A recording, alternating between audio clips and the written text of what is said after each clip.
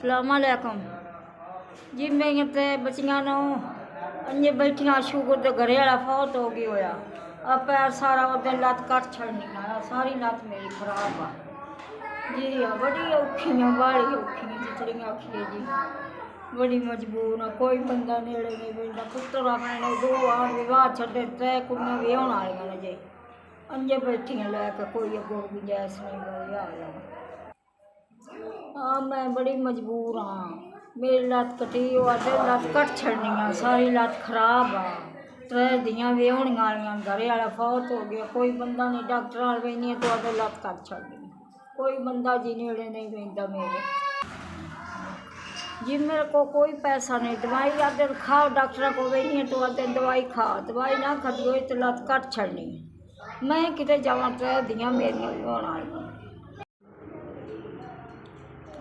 ਤੁਹਾਡਾ भला होवे जी। मिल गया अल्लाह कीता ते धियां 2 कुआरियां जे बैठी हुई उन्होंने तो कुछ करना, हुण मैं कर ना सकती कोई काम भी जी। भला होवे ਤੁਹਾਡਾ, अल्लाह बाहला दुआन देवे।